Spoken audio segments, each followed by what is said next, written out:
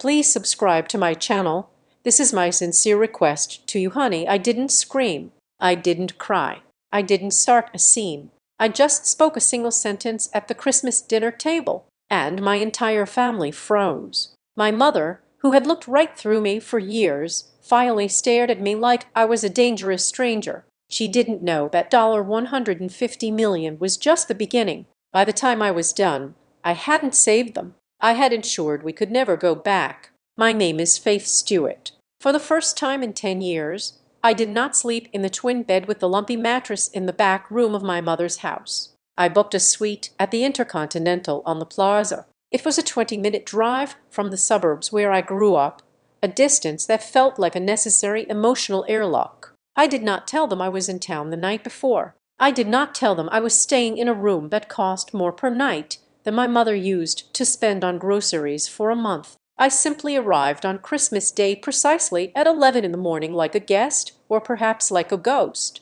Kansas City was buried under a fresh sheet of ice. The trees along the driveway were encased in crystal, beautiful and brittle, threatening to snap under the weight of their own decoration. It was the perfect metaphor for the house at the end of the cul-de-sac. From the outside, my mother's home was a masterpiece of suburban performance art. The wreath on the door was enormous, dusted with artificial snow. The lights lining the gutters were perfectly straight, likely installed by a handyman because my father had long since checked out of such duties, and my brother, Logan, would never dirty his hands with manual labor. I sat in my rental car for a full 5 minutes before getting out. I checked my reflection in the rear view mirror. I looked tired but expensive. My coat was cashmere, structured and severe. My boots were Italian leather. I wore no jewelry except for a small platinum watch that was worth more than the car Logan drove. I was not showing off. I was armoring up.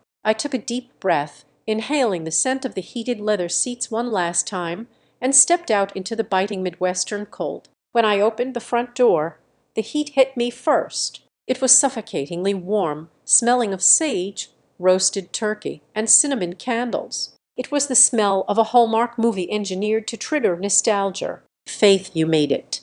My mother, Denise, came out of the kitchen wiping her hands on a festive apron. She looked at me, but she did not really see me. Her eyes did a quick scan: hair, coat, weight, and then darted immediately over my shoulder as if expecting someone better to walk in behind me. When she realized I was alone, the light in her eyes dimmed by exactly 10%.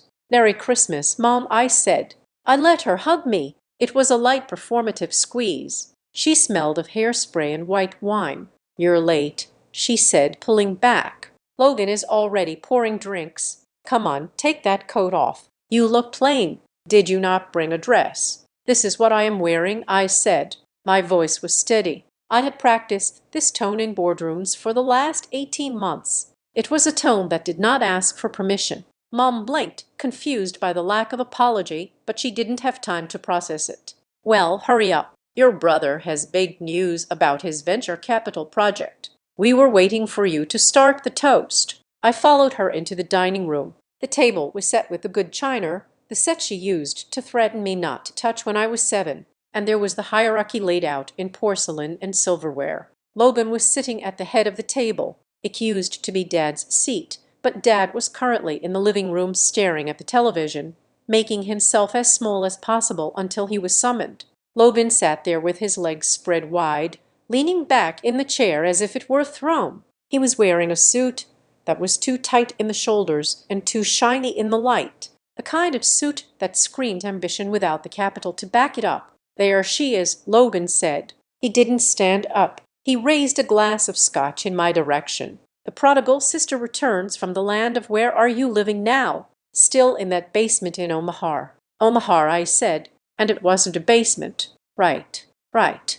A garden-level unit. Sounds fancy." Logan smirked. He looked at Mom, and she let out a small breathless laugh. It was a reflex. If Logan made a joke, Denise laughed. That was the law of the Stewart household. I took my seat. It was the chair closest to the kitchen door, the one where the draft came through. It was the seat for the person expected to get up and refill the water pitchers. Mom sat to Logan's right. Dad shuffled in and sat to his left. I was across from an empty space. So Logan started, cutting into a piece of cheese from the appetizer platter. Mom tells me you're still doing that app thing. What's it called? Pulse something. Pulse Habit, I said. Right. The health tracker, Logan said, rolling his eyes dramatically. Because the world definitely needs another app to tell us to drink water. How's that going? You still coating it yourself in a coffee shop. I unfolded my napkin and placed it on my lap. The fabric felt rough against my fingers. We have a team now.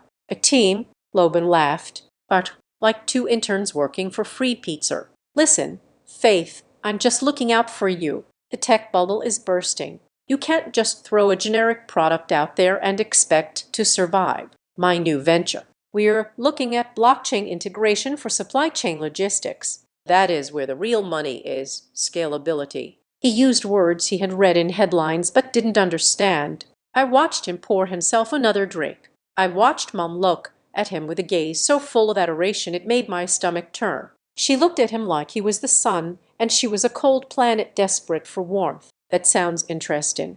Logan, Mom said, you're so smart with business. Faith, you should listen to your brother. He knows the market. I picked up my water glass. I'm sure he does. The dinner was served. The turkey was dry. The conversation was drier. For 40 minutes, I listened to Logan talk about his potential investors and projected fourth quarter yields for a company that I knew for a fact had not filed a tax return in 3 years. I knew this because I had hired a private investigator 2 weeks ago. I knew everything.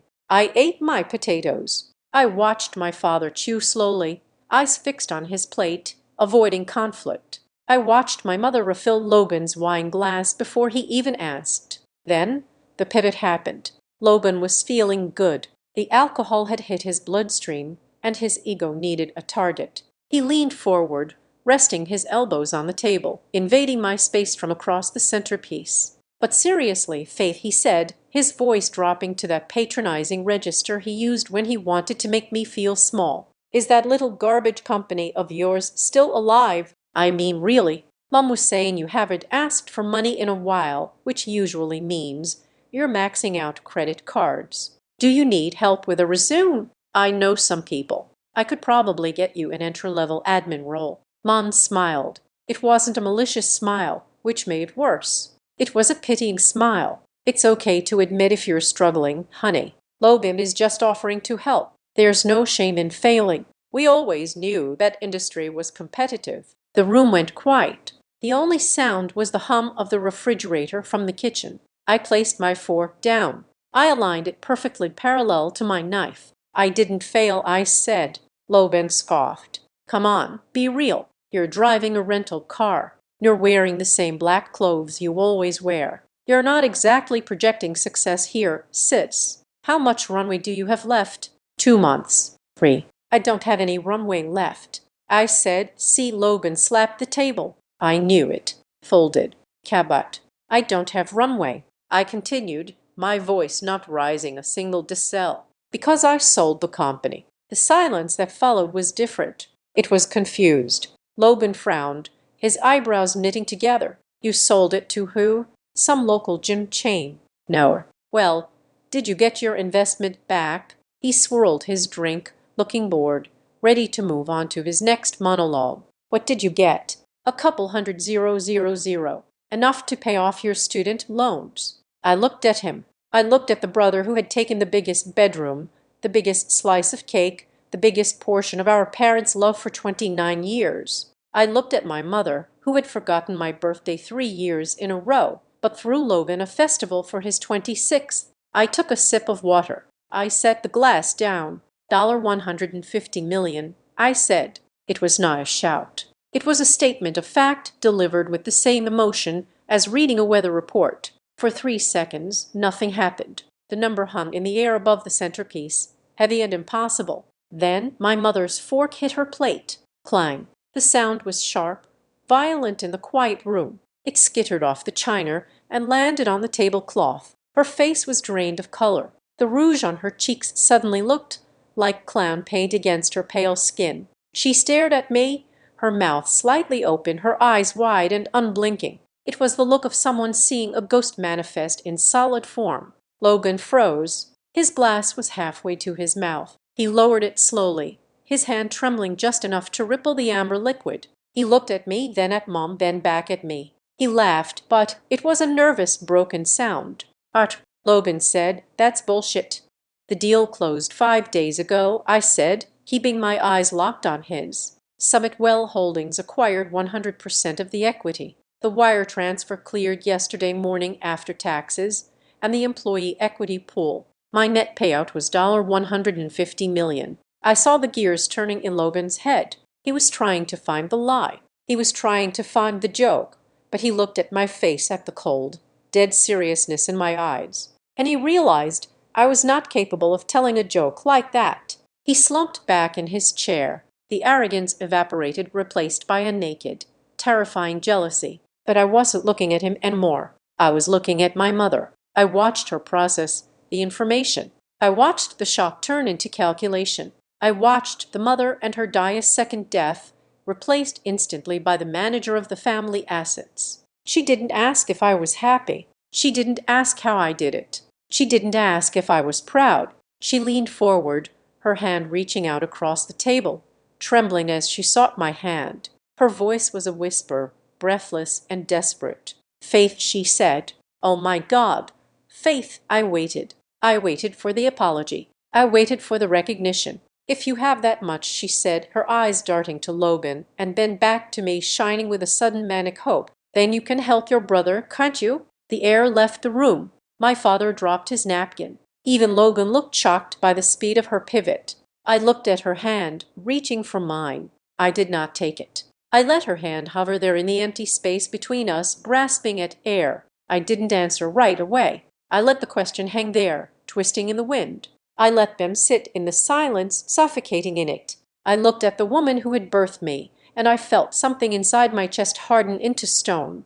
I had come home with a question of my own. I had come to see if there was anything left of this family worth saving, or if I had simply returned to bury the corpse. And as I looked at her desperate, greedy eyes, I realized I might not be the savior they thought I was. I might be the reckoning. The silence in the dining room following my revelation was heavy, but to me it felt familiar. It was the same silence that had filled the hallways of my childhood, a silence I had learned to navigate like a bat using echolocation. As I looked at my mother's stunned face, the years peeled back, and I was no longer a 29-year-old multimillionaire in a cashmere coat. I was 7 years old, standing in the kitchen, realizing that for the third night in a row, dinner was a concept, not a meal. My childhood was not a tragedy of abuse in the traditional sense. There were no beatings. There was no screaming. There was just a vast echoing absence where attention should have been. I was what people called a self-raising child. While other kids had charts on the fridge reminding them to brush their teeth or pack their bags, I developed a mental checklist out of necessity.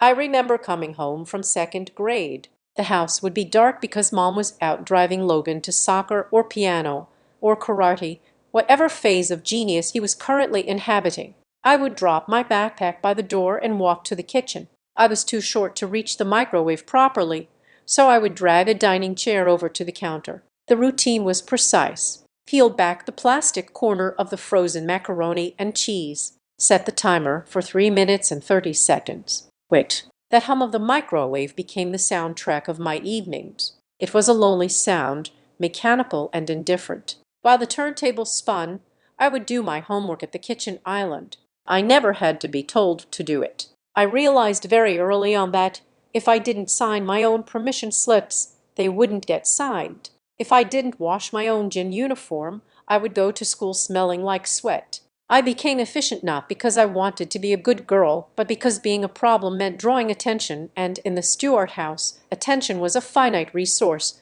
that had already been allocated entirely to Logan. Logan was the sun. We all just orbited him, hoping to catch a little bit of the warmth that radiated off his ego. His birthdays were national holidays in our household. I remember his 10th birthday vividly. Mom rented a petting zoo. There were ponies in the backyard. She invited the entire neighborhood, even the people we didn't like, just so she could have an audience. She stood on the patio holding a glass of Chardonnay, pointing at Logan as he terrorized a goat. She told everyone who would listen that he was a natural leader, that he had a commanding presence. My birthdays were different. They were afterthoughts squeezed in between Logan's schedule. On my 10th birthday, 2 years after his pony extravaganza, I got a card and a gift certificate to a bookstore. Mom gave it to me while she was putting on her coat to take Logan to a travel hockey game. She kissed the top of my head, looking at her watch, and said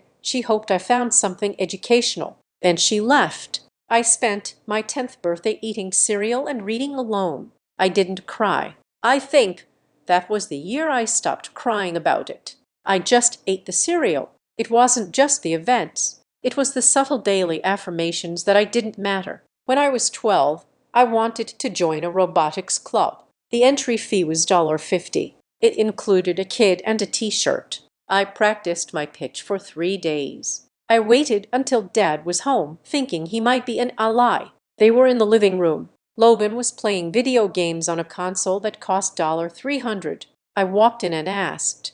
I showed them the flyer. I explained how it would help with my math grades, even though my math grades were already perfect. Mom didn't even look up from her magazine. She gave me the line that would become the motto of my adolescence. Faith, honey, you're so smart. You can figure things out on your own. You don't need a club for that. Besides, we just spent a fortune on Logan's goalie pads. You're the low-maintenance one. You're fine. Low maintenance. That was the label. It sounded like a compliment, like I was easy and good. But I knew what it really meant. It meant I was cheap.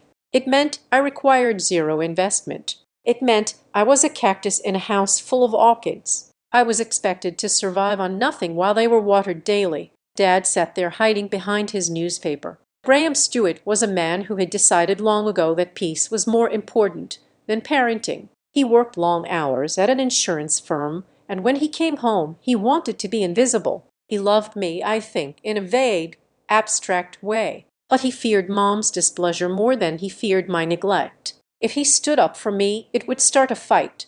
So he stayed silent. He let her rewrite reality. The reality was visible on the walls. Our hallway was a shrine to Logan. There was Logan in his baseball uniform. Logan holding a participation trophy. Logan at prom. Logan, Logan, Logan. If you looked closely, you could find me. I was a blurry figure in the background of a shot taken at Disney World. I was an elbow at the edge of the frame during Thanksgiving. I was the back of the head in a Christmas morning photo where the focus was clearly on Logan opening a new PlayStation. I wasn't a member of the family. I was an extra in the movie of Logan's life. By the time I was 15, I started keeping a ledger. It wasn't a physical book. It was a mental spreadsheet. I had a mind for data. Even then, I tracked the flow of capital in the house. Not just money, but emotional currency. Item: Logan crashes the car. Cost $2,000 for repairs. Consequence: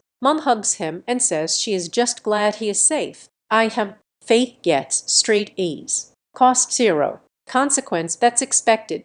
Item: Logan wants to go to a specialized sports camp. Cost $4,000. Status approved immediately. Item: Faith needs braces. Cost $3,000. Status delayed for 2 years because money is tight right now. I watched the resources pour into a vessel that had holes in the bottom. Logan wasn't bad at everything, but he wasn't great at anything either. He was average, but Mom treated his mediocrity like brilliance. She threw money at his problems until they went away. If he failed a class, she hired a tutor. If he didn't make the team, she bought him better equipment. She was insulating him from the world. Me, I was exposed to the elements, and the elements made me tough. I stopped asking for things. That was the first step towards my freedom, though I didn't know it then. Asking was a vulnerability. Asking gave them the power to say no. So I removed the variable. I got a job the day I turned 16. I worked at a library shelving books and cleaning the public computers. It wasn't glamorous. My hands smelled like dust and old paper. But every 2 weeks, I got a check. And that check was mine. I opened a bank account without telling them. I opted for paperless statements so no mail would come to the house. I watched the numbers grow. $200, $500, $1,000. The first major purchase I made was a laptop. It was a refurbished brick of a machine, a heavy black box with a fan that sounded like a jet engine taking off. I bought it from a guy on Craigslist for $150. I hid it under my bed. That laptop was my portal. While Logan was downstairs watching movies on the 16 plasma TV Mom had bought him for relaxation, I was in my room learning. I taught myself how the internet worked. I learned about code. I learned that there was a world outside of Kansas City where low maintenance was actually called efficiency and was valued. I remember one night in particular. It was late, maybe 2 in the morning. I was 17. I was coding a simple website for a local bakery. My first freelance gig. Downstairs I heard shouting. Logan had come home drunk. He had backed his car into the garage door. I heard Mom's voice, frantic and soothing. "It's okay, baby. It's okay. We'll fix it. Don't worry. Just come inside." I heard Dad sigh, the heavy, defeated sigh of a man writing another check in his head. I sat there in the dark, the blue light of my screen illuminating my hands. I paused my typing. I listened to the chaos below, and I realized something that terrified me. I felt nothing. I wasn't angry that he wrecked the car. I wasn't jealous that he was being comforted while I was ignored. I wasn't sad that my parents were floored. I was indifferent. The bond had been severed. It hadn't snapped all at once. It had frayed thread by thread, over 1,000 skipped meals and forgotten achievements, until there was nothing holding me to them anymore. I was a tenant in their house, a lodger who paid rent in silence and good grades. I looked at the code on my screen. It was clean. It was logical. If there was an error, it was my fault and I could fix it. There was no favoritism in C. There was no politics in HTML. It was a meritocracy. I went back to typing. The sound of my keystrokes drowned out the noise from downstairs. That was the night I truly left them. My body would stay in the house for another year until graduation, but my spirit had already packed its bags. I looked at the blurry reflection of myself in the dark monitor. I wasn't the girl in the background of the photo anymore. I was the architect of something new. I realized I didn't need them to look at me. In fact, their blindness was my advantage. While they were busy staring at Logan, ensuring he never stumbled, they never noticed that I was learning how to fly. I didn't disappear. I just learned to exist without them.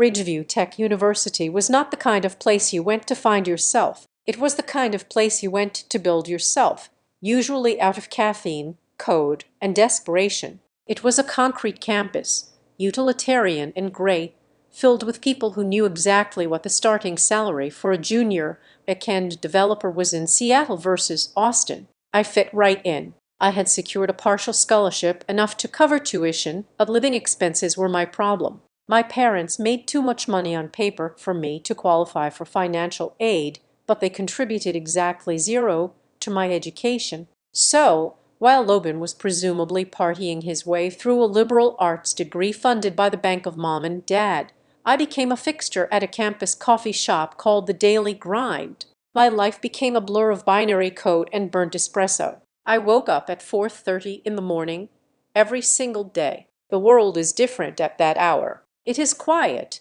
hostile, and cold. I would walk the 6 blocks to the shop, my breath pluming in the air, my hands shoved deep into the pockets of a thrifted hoodie. By 5, I was tying on a green apron that smelled permanently of stale milk and sanitizer. My hands were always raw. That is the thing nobody tells you about being a barrister. It is not the coffee that gets you. It is the washing, the hot water, the harsh soap, the endless cycle of scrubbing ceramic mugs. My knuckles cracked and bled in the dry winter air. I would wrap them in Band-Aids and keep moving. I poured lattes for students who looked as tired as I felt, and for professors who didn't look at me at all between shifts and lectures. I lived in the computer lab. I didn't have a social life. I didn't go to football games. I didn't date. I was a machine. I absorbed Java, Python, and C like they were oxygen. I sat in the back row taking notes on my heavy refurbished laptop while the guys in the front row with their sleek MacBooks talked about disrupting industries they didn't understand yet. The idea for Paul's habit didn't come from a stroke of genius. It came from the sound of complaining in the computer lab.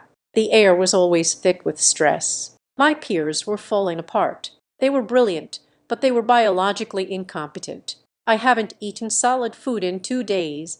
A guy named Marcus groaned, his head resting on his keyboard. I think I've slept 4 hours this week, another girl replied, chugging an energy drink that looked radioactive. I keep forgetting to call my mom, someone else muttered. She thinks I'm dead. It was a chorus of dysfunction. I looked around and realized that we were all smart enough to build complex algorithms, but we were too stupid to take care of our basic human needs. We were optimizing code while letting our hardware, our bodies crash. I looked at the App Store. There were fitness apps, sure, but they were aggressive. They wanted you to run marathons. They wanted you to count macros. They were designed for people who were already healthy and wanted to be elite. There was nothing for the burnout generation. There was nothing for the people who just needed a gentle nudge to drink a glass of water or stand up and stretch. I opened a new project file. I called it Pulse. The first version was frankly a disaster. I'd built it over a semester break, working double shifts at the coffee shop to save up for a server. I coded at night, my eyes burning. The interface was a tragedy of gray buttons and Times New Roman font. It looked like a tax audit form. I released the beta to 10 people in my study group. The feedback was brutal. It works, Marcus said, trying to be nice, but looking at it makes me depressed. It feels like my doctor is yelling at me in text format. The user flow is clunky. Another classmate said, I have to click 4 times just to log that I drank water. I'm too tired for 4 clicks. I didn't get defensive. I didn't have the ego for it. I took the feedback as data. Data is neutral. Data helps you iterate. I realized I was a good back-end engineer, but I had the artistic sensibility of a brick. So I pivoted. I stopped coding for a month and started studying design. I couldn't afford a UI/UX course. So I devoured free content. I watched YouTube tutorials at double speed while I folded laundry. I read blogs about color theory on my phone while waiting for the bus. I learned about white space, about corner radius, about how a soft blue makes people feel calm while a harsh red makes them anxious. I rewrote the front end from scratch. I made it simple, minimalist, friendly. I changed the tone. Instead of a notification saying low water intake, the app said, hey, you look thirsty. Instead of sleep deficit detected, it said the code will still be there in the morning. Go to bed. I renamed it Paul's Habit. I launched version 2 quietly. I didn't have a marketing budget. I printed flyers in the library black and white because color printing costs 10 cents extra and taped them up in the dorm bathrooms and the gym. Too tired to function. Let us remember to be human for you. I got 50 downloads the first week, then 100. Then the reviews started coming in. I was scrubbing a milk pitcher in the back sink of the coffee shop when my phone buzzed in my apron pocket. It was a notification from the App Store developer console. I wiped my wet red hands on my jeans and pulled it out. 5 stars. I have severe anxiety and sometimes I forget to breathe. This app reminded me it feels like a friend in my pocket. Thank you. I stared at the screen. The noise of the espresso machine faded away. The clatter of dishes disappeared. I read it again. Thank you. Another one popped up. 5 stars. Simple, clean. It doesn't make me feel guilty for missing a day. It just welcomes me back. I walked into the staff bathroom, locked the door, and slid down the wall until I was sitting on the cold tile floor. I didn't sob. I just let the tears leak out hot and fast. For the first time in my life, I had made something that mattered. I had created value. And strangers, people who didn't know my last name, didn't know I was the low-maintenance child, saw me. They saw my work, and they called it good. It was a high better than any drug. It was the intoxication of competence. That night, intoxicated by that success, I made a mistake. I let my guard down. I wanted to share it. The child inside me, the one I thought I had starved into silence, woke up and demanded to be heard. I called my mother. It was 7:00 in the evening on a Tuesday. She answered on the 4th ring, sounding distracted. I could hear the television in the background. Faith, is everything okay? You never call at this time. Everything is fine, Mom. I said, clutching my phone, pacing around my tiny dorm room. Actually, It is better than fine. I wanted to tell you something. I'd built an app. An app. She sounded bored already. Like a game? No, it is a health tracker. It helps people manage stress and habits. I launched it last week, and I already have 500 users. People are leaving 5-star reviews. They say it is helping them. I waited. I held my breath. I wanted a good job. I wanted a wow. That is impressive. That's nice, honey, she said. Her voice was flat, automatic. It is good you have a hobby to keep you busy. Listen, have you spoken to your brother lately? The cold feeling washed over me, instantly extinguishing the warmth of the reviews. No, he is thinking about changing his major again, she said, her voice suddenly animated, full of concern and energy. He is so creative, you know. He feels stifled in business. He wants to do something with film. We are thinking of buying him some camera equipment just to see if he likes it. Lenses are so expensive. Though, did you know a good lens can cost $2,000? I stood still. The contrast was so sharp it cut. I had built a product from nothing, taught myself a new skill, and gained market validation. Logan had a whim, and they were ready to write a check for thousands of dollars. Faith, are you there? I'm here, I said. My voice was different now. It was the voice of the person who would eventually sell a company for $150 million. It was hard. Anyway, she continued, I just worry about him finding his passion. You are lucky, Faith. You can just do whatever it is you do. Logan feels things so deeply. Yeah, I said, I have to go, Mom. I have a shift.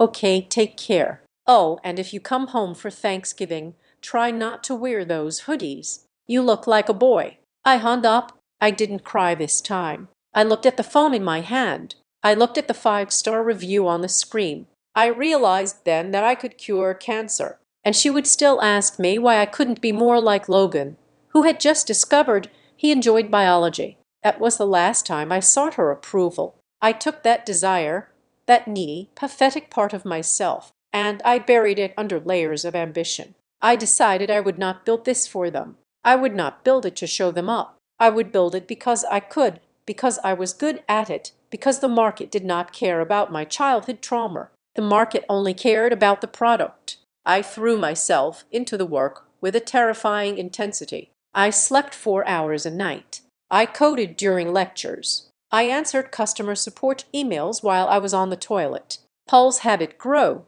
It wasn't viral yet, but it was steady. It was real. 6 months later, I was sitting in the back of the coffee shop, stealing their Wi-Fi to run a server update. It was raining outside, a gray, miserable drizzle. My inbox was open. I was scrolling through user feedback and bug reports when a subject line caught my eye. It wasn't from a user. It wasn't from the university. It was from a generic, no-reply address associated with a credit monitoring bureau. Subject alert. New inquiry on your credit report. I frowned. I hadn't applied for a credit card. I hadn't applied for a loan. I was driving a car I bought for cash, and I paid my tuition with a debit card. I clicked it open. A credit inquiry has been initiated by LS Ventures. Denise Stewart. My hand froze on the trackpad. A cold shiver, colder than the Kansas winter, went down my spine. Hell Ventures, Logan Stewart, and my mother's name next to it.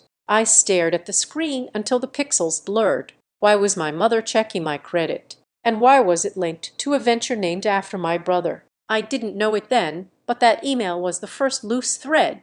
If I pulled it, the whole tapestry of lies my family had woven would unravel. But in that moment, sitting in a coffee shop with wet socks and a tired heart, I just felt a deep, vibrating sense of dread. I closed the laptop, but I didn't delete the email. I filed it into a folder I named simply Evidence. I graduated from Ridgeview Tech in 3 years flat. I did not walk across the stage. I did not buy the gown or the cap with the tassel. I viewed the graduation ceremony as an inefficiency, a 4-hour event that would cost me $50 in rental fees and a morning of lost productivity. I had the registrar mail my diploma to my P.O. box. When it arrived in a stiff cardboard envelope, I didn't frame it. I put it in a drawer beneath a stack of server logs. To me, the degree was just a receipt proof that I had paid my dues and survived the system. I had overloaded my schedule every semester, taking 21 credits at a time, fueled by panic and the desperate need to stop bleeding money on tuition. Every month I stayed in school was another month of debt. I sprinted toward the exit while everyone else was enjoying the stroll. By the time I was 22, I was free. I moved to Omaha. It wasn't glamorous. It wasn't a tech hub like San Francisco or Austin where venture capitalists threw money at anyone with a Patagonia vest and a pitch deck. It was quiet. It was affordable. And most importantly, it was 3 hours away from Kansas City, close enough to drive if there was an emergency, but far enough that nobody would drop by for a surprise visit. I rented an office in a strip mall sandwiched between a dry cleaner and a failing insurance agency. The carpet was a shade of industrial brown that seemed designed to hide coffee stains, and the fluorescent lights hummed with a low, head-inducing buzz. The rent was $600 a month. It was the first piece of property I had ever controlled. It was my kingdom. I sat on a second-hand Aeron chair I had salvaged from a liquidation sale, surrounded by bare drywall, and I officially incorporated Pulse Habit. I needed help. I couldn't code the back end, handle customer support, and design the marketing assets all at once. I needed clones, but I couldn't afford clones. I could only afford believers. I hired Leo first. He was 19, a college dropout who looked like he hadn't seen the sun in a decade. He came to the interview wearing a t-shirt that said, "There is no place like 127.0.0.0.01, and showed me a portfolio of code that was messy but brilliant. He reminded me of myself, hungry, socially awkward, and desperate for a chance. Then I hired Sarah. She was older, a single mother who had taught herself Swift in the evenings after her kids went to sleep. She didn't have a degree from MIT. She had grit. We were a team of strays. We don't have a ping pong table.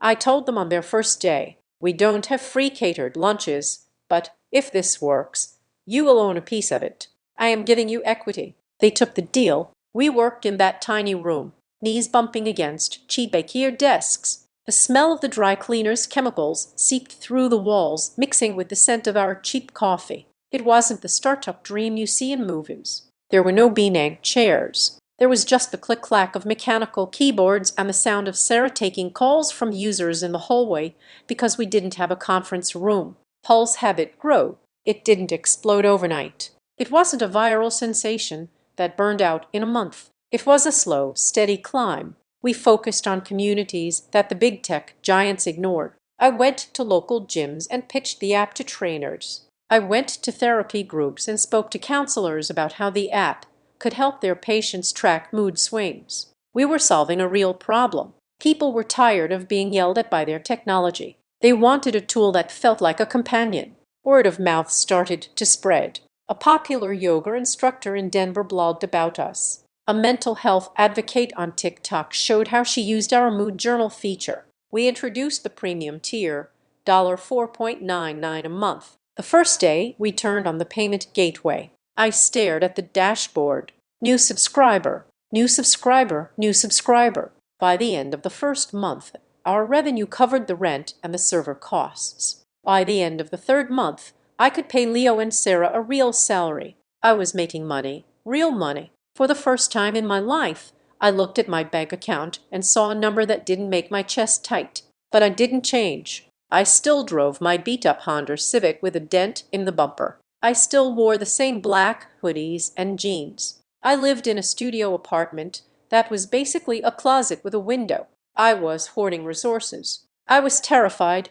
that if I spent a dime on luxury, the universe would realize there had been a clerical error and take it all back. Meanwhile, the updates from Kansas City were painting a very different picture. I maintained a low-contact relationship with my mother. We spoke maybe once every 2 weeks. The calls were always the same. She would talk for 15 minutes, and I would listen, making non-committal noises while I answered emails on my second monitor. "Logan is moving to Los Angeles," she announced one Tuesday. "Oh," I said, typing a line of code. "What for?" "He is going to be a producer. He met someone who knows a director, and they have this incredible concept for a reality show. It is going to be huge, Faith. Really huge." "That sounds ambitious," I said. "It is expensive. Of course, she sighed, the martyr tone creeping in. Living in LA is not cheap. We had to help him with the first 6 months of rent, and he needed a car that fits the image.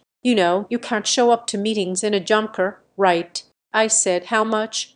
Well, the lease was $4,000 a month, but it is an investment. We are investing in his future. I looked around my office. I looked at the stain on the carpet. I looked at Leo, who was eating a sandwich he had brought from home because he was saving up for a new graphics card. My rent was $600. Logan's rent was $4,000. And how is your little computer thing going? She asked almost as an afterthought. It is fine, I said. We are profitable. That is nice, dear. Just don't work too hard. You sound tired, you know. Logan says networking is more important than hard work. Maybe you should try to meet people. She didn't ask if I needed money. She never asked. It never occurred to her that I might need help because in her mind, I was the one who didn't need anything. I was the cactus. Logan was the orchid. You don't water the cactus. I hung up the phone and went back to work. I worked until midnight. I worked until my eyes blurred. Anger is a potent fuel, cleaner burning than gasoline. 6 months later, we hit a milestone. 100,000 active monthly users. That is the number where the sharks start circling. I got an email from a venture capital firm in Chicago. They wanted a meeting. I put on a blazer over my t-shirt. I drove to the meeting in my Honda, parking it around the corner so they wouldn't see it. The partner, a man named Mr. Henderson, sat across from me in a glass-walled conference room that cost more than my entire company. He looked at me with a mixture of curiosity and condescension. We like what you have built.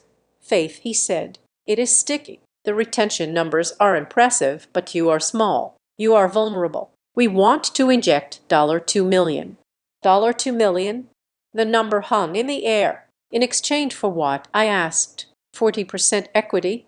He said, smiling like he was doing me a favor. And 2 seats on the board. We would bring in a seasoned CEO to help you scale. You would stay on as chief product officer. Of course, he wanted to buy my baby and hire a babysitter to run it. He wanted to take the wheel. I thought about Logan. I thought about my mother writing checks for potential. I thought about the years of being told I was the background character. If I took his money, I would be answering to him. I would be asking for permission again. No, I said, Mr. Henderson blinked. Excuse me. I am not giving up 40%. And I am not stepping down as CEO. I built this from a laptop in a coffee shop. I know the code. I know the users. I don't need a seasoned CEO to tell me how to run a company that helps people breathe. You are playing a dangerous game, he said, his smile vanishing.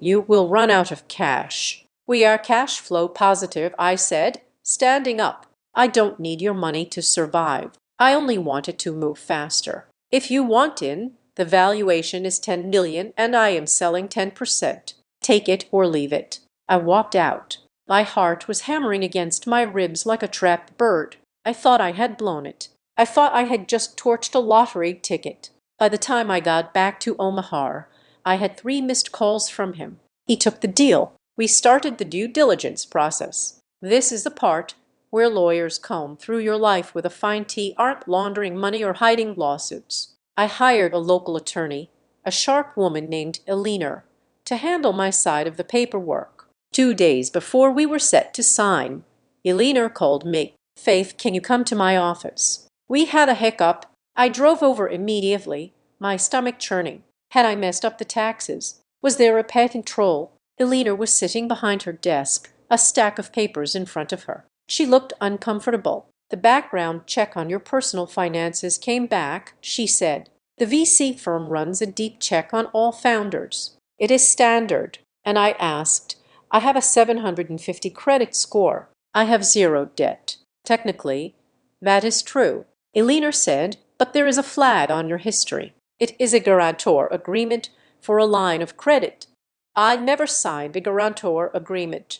Eleanor slid a piece of paper across the desk. It was a photocopy of a document. Home equity line of credit modification. Principal borrower Denise Stewart. Co-borrower, guarantor, Logan Stewart. Secondary guarantor Faith Stewart. The date was from 3 years ago. I stared at the signature at the bottom of the page. It looked like my name. It was a loop, a scratch, a dot. It was a good imitation, but I knew how I signed my name.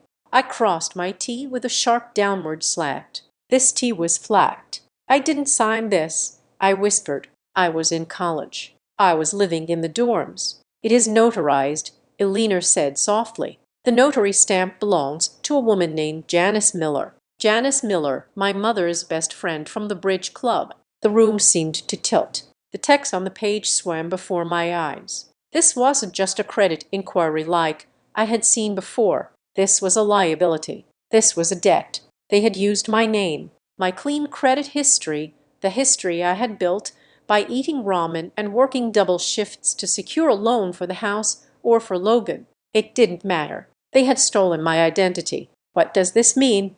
I asked, my voice trembling with a rage so cold it felt like ice in my veins. It means, Eleanor said, that if they default on this loan, the bank comes after you. It means your assets, this company, your equity, that $2 million you're about to close could be at risk. I sat back in the chair. I thought about the Christmas dinners where I was ignored. I thought about the low-maintenance label. I thought about my mother's voice saying, "Family helps family." They hadn't just ignored me. They had harvested me. They saw me as a resource to be tapped when the golden child needed more water. Can we fix it? I asked. We can report it as fraud, Eleanor said. But that involves a police report, an investigation. It would likely blow up the deal with the investors if they find out you're in a legal battle with your own family. I closed my eyes. I took a deep breath. No, I said, don't report it yet. Not yet. I opened my eyes. Bury it for now. Tell the investors it is a resolved administrative error. I will pay off whatever lien is necessary to clear the title for the background check personally if I have to, but keep the documentation, keep the original copies. Faith, Eleanor warned. This is dangerous. I know, I said, but I am not going to let them destroy this deal, and I am not going to let them get away with it. I picked up the photocopy. I looked at the forged signature one more time. It was the moment the last thread of affection snapped. I wasn't their daughter anymore. I was their creditor, and one day I was going to call in the debt. The growth of Paul's habit over the next 18 months was not a curve. It was a vertical line. We were no longer just an app on a phone screen. We were a lifestyle. We secured a partnership with a major smartwatch manufacturer, integrating our stress tracking algorithm directly into their hardware. Suddenly, my code was on the wrists of 2 million people. We expanded the platform to include telehealth integrations, allowing users to share their mood data directly with their therapists. We were saving lives, quite literally. We had testimonials from people who said the app's gentle nudges to breathe or call a friend had pulled them back from the edge. Success smells like ozone and expensive coffee. It smells like fresh drywall in a 10,000 QT office in downtown Omaha, which is where we moved after we outgrew the strip mall. But with success came the sharks. The first offer came from a data conglomerate called Apex Global. They flew me to New York on a private jet. It was my first time flying private. The seats were cream-colored leather, and the champagne was chilled to exactly 42. I drank water. The meeting took place in a boardroom that overlooked Central Park. The CEO of Apex was a man named Mr. Sterling, who had teeth that were too white and a tan that was too orange. He slid a term sheet across the mahogany table. $80 million, he said, leaning back as if he had just handed me the keys to the kingdom. Cash and stock. We acquire the IP, the user base, and the team. You stay on for a transition period of 6 months. Then you are free to retire to a beach somewhere. I read the term sheet. I read the fine print. Clause 14B, I said, tapping the paper. Data monetization and third-party advertising integration. Standard language. Sterling waved his hand dismissively. We have a robust ad network. Your users are highly engaged. We can serve them targeted ads for pharmaceuticals, supplements, insurance. The revenue potential is massive. I looked at him. I thought about the girl who wrote to me saying the app helped her manage her panic attacks. I thought about the single dad who used it to remember to eat. You want to show ads for antidepressants to people who are logging that they feel sad, I asked. That is how the ecosystem works. Faith, it is synergy. It is predatory, I said. I stood up. The answer is no. Sterling's smile faltered. You are walking away from $80 million. You are a kid from Kansas. Do you have any idea what you are doing? I am protecting my users, I said, and I am not a kid. I am the CEO of a company you cannot afford because you do not understand its value. I walked out. I took a commercial flight home, economy class. I sat in the middle seat, wedged between a crying baby and a man eating a tuna sandwich, and I felt absolutely triumphant. My refusal to sell to Apex leaked to the press. TechCrunch ran a story, the founder who said no to 80 million. That article was better than any marketing campaign. It signaled to the market that Paul's Habit was not just a product. It was a fortress of integrity. Other offers started coming in, better offers, companies that wanted the technology, not just the data. The valuation climbed, 100 million, 120 million. I realized I was out of my depth legally. I was a coda, not a corporate shark. I needed armor. I hired a team, not a local attorney this time, but a firm from Chicago that specialized in mergers and acquisitions. I hired a forensic accountant named Marcus, a man with glasses so thick they magnified his eyes, who could find a missing penny in a billion-dollar ledger. For the first time in my life, I was the one writing the checks to people who were sworn to protect me. It was a strange, heavy sensation. Growing up, protection was something I had to scavenge for. Now I could buy it by the hour. I want you to scrub everything, I told Marcus. I am preparing for a sale. I want my financials to be bulletproof, personal, and professional. If there is a single loose thread, I want to know about it. Marcus went to work while he dug through the digital paper trail of my life. I wrestled with a question that had nothing to do with business. Why was I doing this? I didn't need $150 million. I lived on $40,000 a year. I was happy with my small apartment and my work. I realized in a therapy session I paid $300 an hour for that. I wasn't building a fortune. I was building a mirror. I wanted to make myself so big, so bright, so undeniably significant that my mother would have no choice but to look at me. I wanted to force the issue. If I came home as a titan of industry, would she still treat me like the invisible girl? Would she see me, Faith, or would she just see the glare of the gold? It was a dangerous experiment. It was asking a question I wasn't sure I wanted the answer to. Then Marcus asked for a meeting. He came into my office and closed the door. He didn't sit down. We have a problem with your personal credit history, he said. I know, I said, rubbing my temples. The guarantor form from 3 years ago. The forgery. We blocked it, right? That was just the tip of the iceberg, Faith, Marcus said. He laid a file on my desk. Since we started the audit for the sale, I ran a deeper trace on all entities associated with your social security number and your family's address. I found this. He pointed to a document. It was a lien. What is this? It is a business loan taken out 2 years ago by a company called LS Media Group. Marcus explained. The principal is Logan Stewart. The collateral for the loan is the property at 42 Maple Drive, my parents' house, my childhood home. Okay, I said slowly. My parents put their house up for Logan's business. That is their choice. It is stupid, but it is their choice. Look at the cosigner, Marcus said. I looked. Cosigner Faith Stewart. I didn't sign this, I said, my voice dropping to a whisper. I definitely didn't sign this. I know, Marcus said. The signature is a stamp, a digital stamp that mimics your signature. But legally, on the face of it, you are liable. And here is the kicker. The loan is in default. LS Media Group hasn't made a payment in 4 months. The bank is preparing to foreclose. They haven't served the papers yet because they are likely trying to restructure, but it is coming. I stared at the paper. Logan had failed again. His media empire was a sham, and instead of letting him fail, my mother had not only bet her own house, she had bet my future. She had used my name, my credit, my identity to prop up his house of cards. She knew I had a company. She knew I had assets. She positioned me as the safety net without ever asking my permission. If Paul's have it sold and this debt came to light, the creditors could come after my payout. "What do you want to do?" Marcus asked. "We can file a criminal complaint right now. Identity theft fraud. We can send the police to your mother's door." I closed my eyes. I imagined the police cars in the driveway.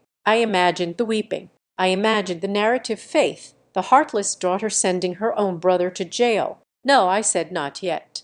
I opened my eyes. "Buy the debt." Marcus blinked. "Excuse me. The bank wants their money right. They don't care who pays them. I want to buy the note. I want to become the creditor. Create a shell company. Make it anonymous. Buy the debt from the bank for the full amount plus a premium if necessary to get it done fast. I want to own the mortgage on my parents' house. And I want to hold the note on Logan's business loan." "Faith," Marcus said, "that will cost you nearly $400,000 of your personal liquid cash. And if the sale doesn't go through, do it," I commanded. "I want the leverage. I didn't want to burn them down. I wanted to hold the match. I wanted to walk into that house knowing that I owned the roof over their heads, not because they gave it to me, but because I bought it to save them from their own stupidity." 2 weeks later, the deal with Summit Well Holdings was finalized. It was the perfect buyer. They were a healthcare conglomerate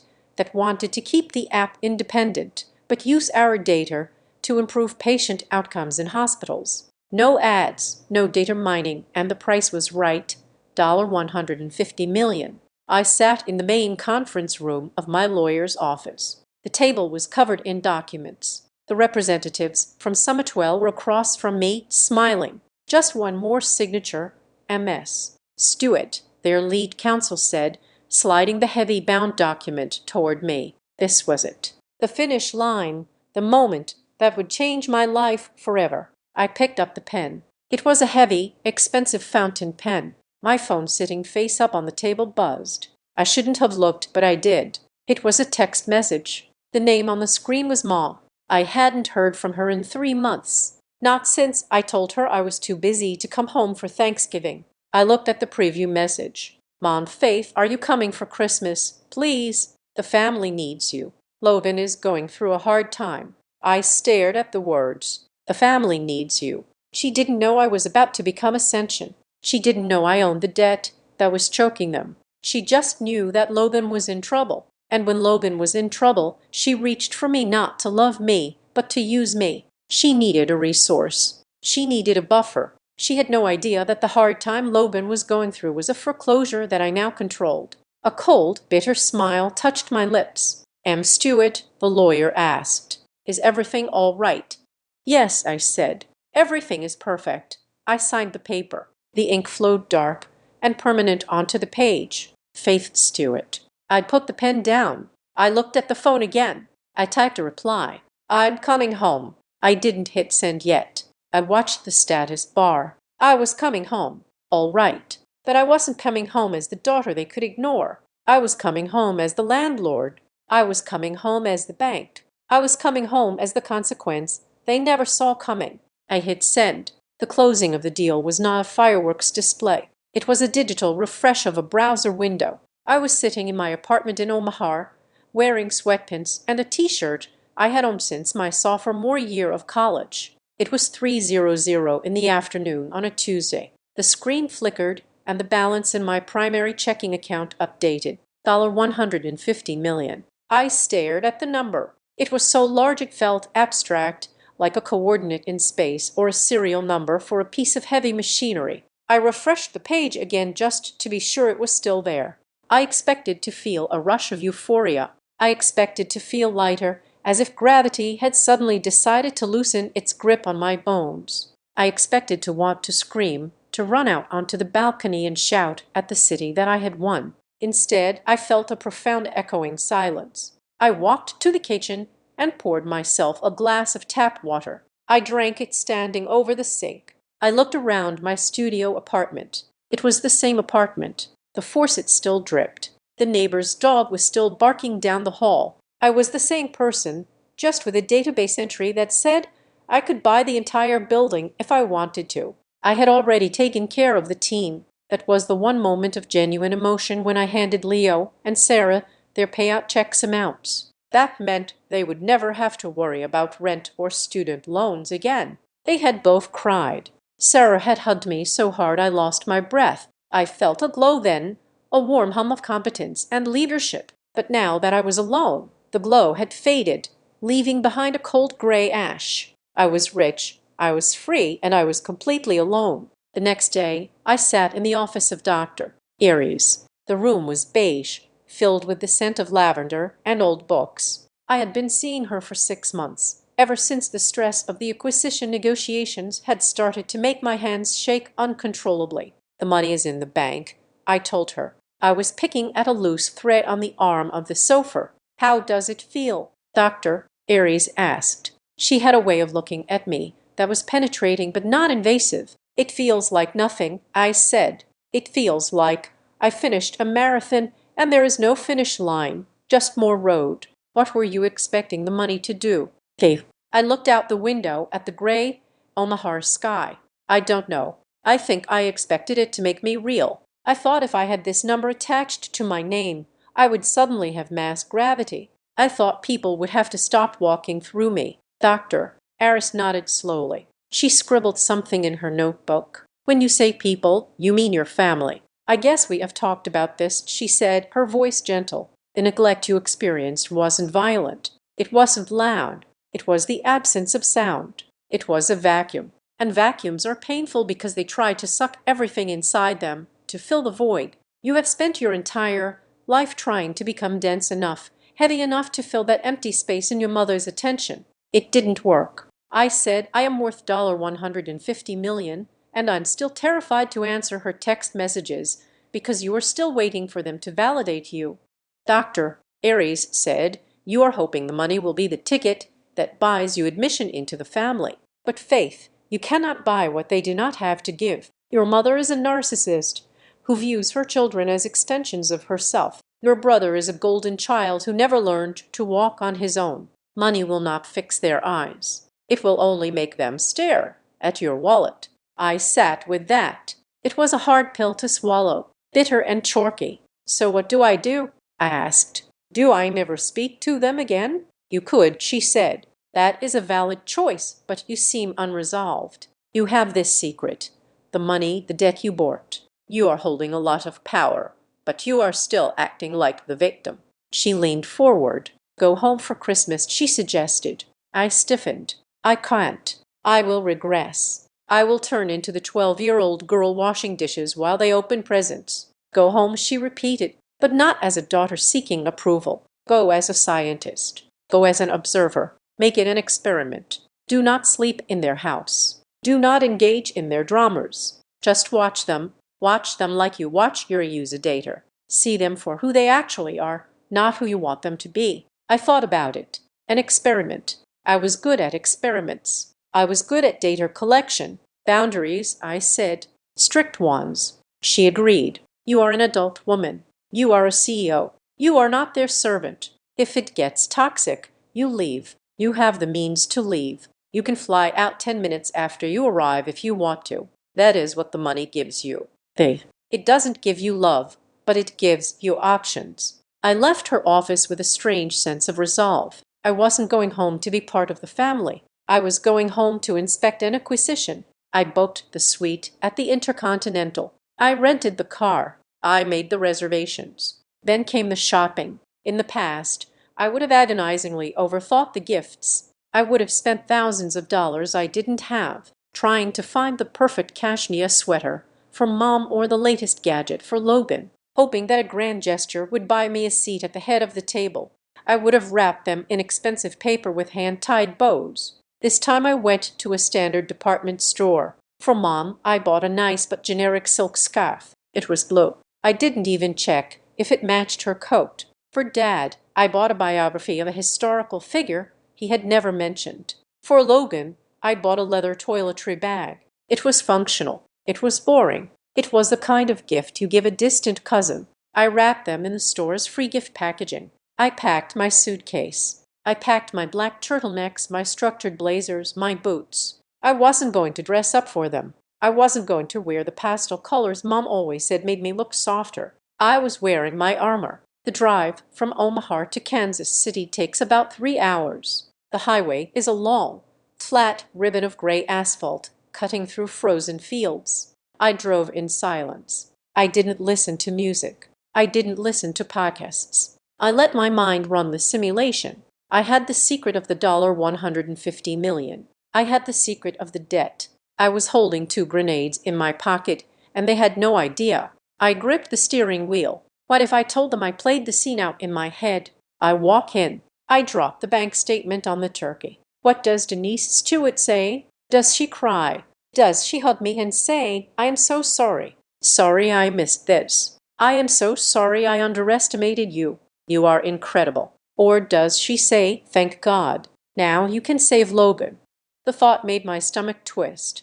I knew the answer. Deep down in the marrow of my bones, I knew. But the child in me, the little girl who ate macaroni alone in the dark, was still whispering, maybe this time will be different. I needed to know. That was why I was going. I needed to see the look on her face when the truth came out. I needed to see if there was any love there or if it was all just calculation. My phone was sitting in the cup holder. I decided to test the waters. I picked it up and texted a message to my mother. I am on my way. I will be there in 2 hours. I put the phone down. Usually when I texted Mom, it took her hours to reply. Sometimes days. Sometimes she didn't reply at all. And I would get a text from Dad 3 days later saying, Mom got your message. The phone buzzed. I looked at the screen. It had been less than 30 seconds. Mom, wonderful. We are so excited. Drive safe. How is work going? Everything steady. I frowned. How is work going? She never asked that. She usually asked if I was still doing that computer thing. She usually asked if I was finally going to get a real job. Everything steady. The wording was specific. It was probing. It felt like a credit check disguised as a greeting. I felt a prickle of unease on the back of my neck. Did she know? It was impossible. The sale was private. The press release hadn't gone out yet. The debt purchase was done through a shell company called Hollow Creek LLC. My name wasn't on the public documents, but mothers, even narcissistic, neglectful mothers, have an instinct. They can smell a change in the atmosphere. She sensed a shift in power. She didn't know I was rich, but she knew I wasn't the same desperate, scraping creature I had been the year before. She could smell the confidence. Or maybe she could smell the money, like a shark smells a drop of blood in an ocean. I didn't reply. I tossed the phone onto the passenger seat. Let her wonder. Let her sweat. I pressed my foot down on the accelerator. The rental car surged forward, eating up the miles between me and the past. I wasn't Faith the daughter anymore. I was Faith the chief executive officer, and I was walking into a hostile boardroom meeting disguised as a Christmas dinner. The moment I stepped across the threshold of my mother's house, I felt the familiar suffocating weight of the past settle onto my shoulders.